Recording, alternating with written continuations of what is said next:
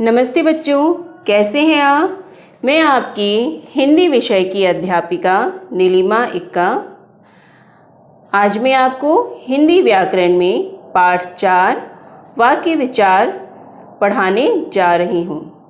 आप इसे ध्यान से सुनिए और इसे समझने की कोशिश कीजिए। इस पाठ में हम वाक्य के विषय में पढ़ेंगे कि वाक्य किसे कहते हैं, वाक्य के कितने अंग होते हैं और वाक्यों का वर्गीकरण कितने आधार पर किया जा सकता है। सबसे पहले हम पढ़ते हैं कि वाक्य किसे कहते हैं।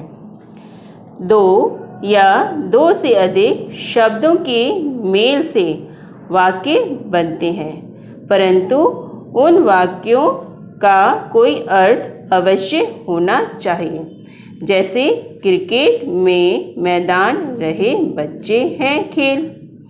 इस वाक्य में हमें कोई अर्थ समझ में नहीं आ रहा। अगर हम इसे इस प्रकार लिखें, बच्चे मैदान में क्रिकेट खेल रहे हैं, तो इस वाक्य में हमें अर्थ समझ में आता है कि बच्चे कहाँ खेल रहे हैं, मैदान में खेल रहे हैं।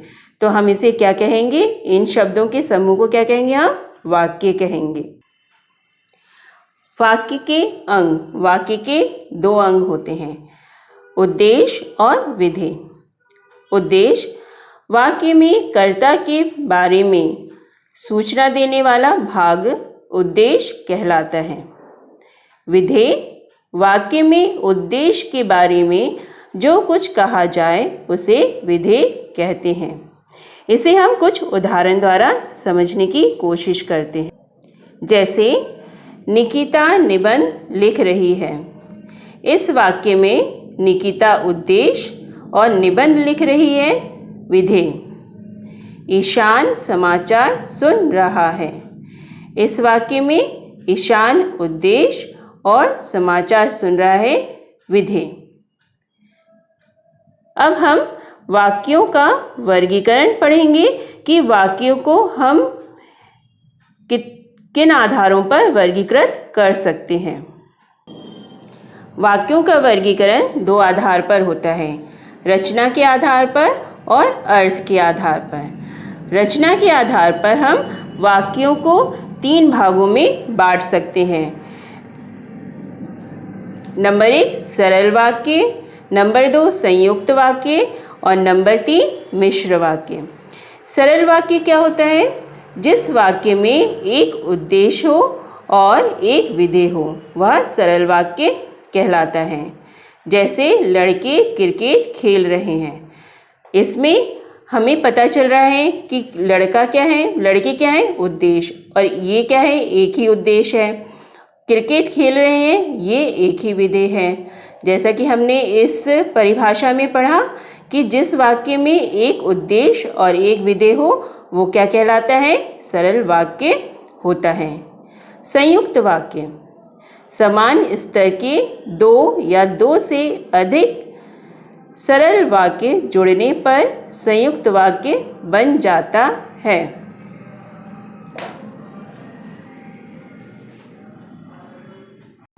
जैसे प्रातःकाल हुआ और चिड़ियाएं उड़ गईं। इसमें 2 वाक्य हैं, प्रातःकाल और चिड़ियाएं। इन दोनों वाक्यों को जोड़कर हमने एक वाक्य बनाया, तो ये क्या, कौन सा वाक्य कहलाया, संयुक्त वाक्य। अब है मिश्र वाक्य। मिश्र वाक्य में मुख्य उपवाक्य और एक या अधिक गौण या आश्रित उपवाक्य होते हैं। जैसे अध्यापिका ने बताया कि कल छुट्टी रहेगी।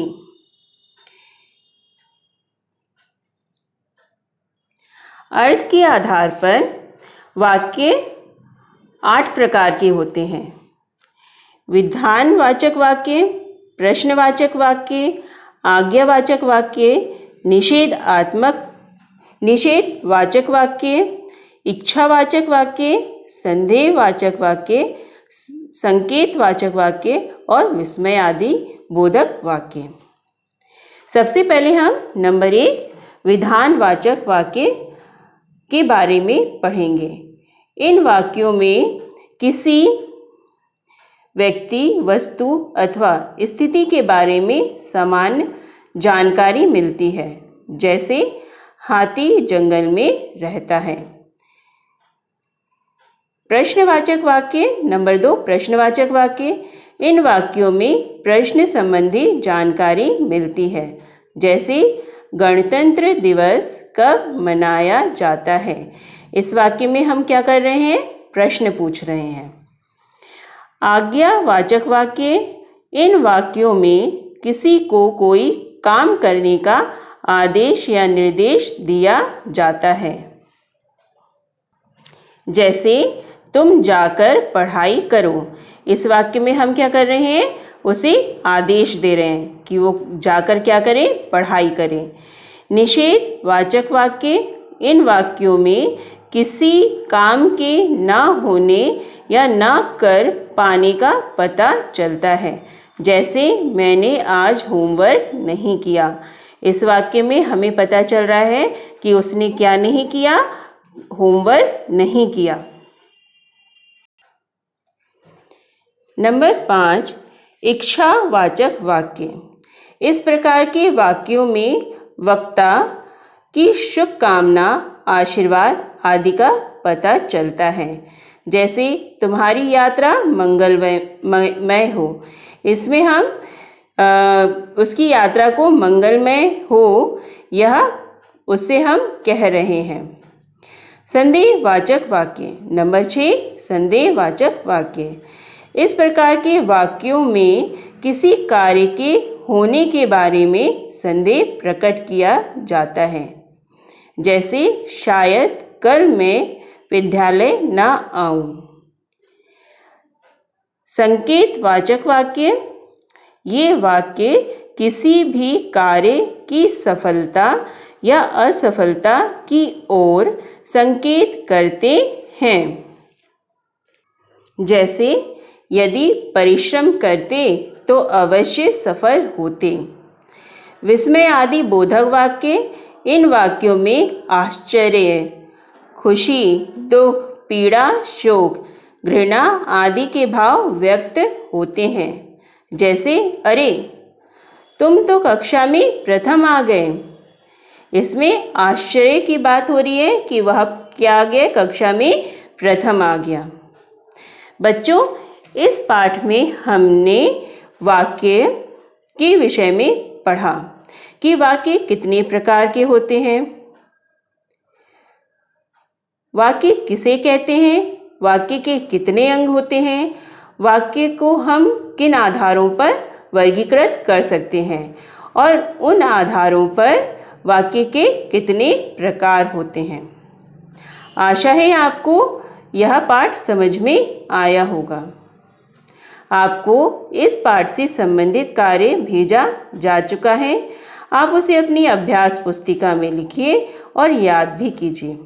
अच्छा बच्चों, धन्यवाद। घर पर रहिए, सुरक्षित रहिए।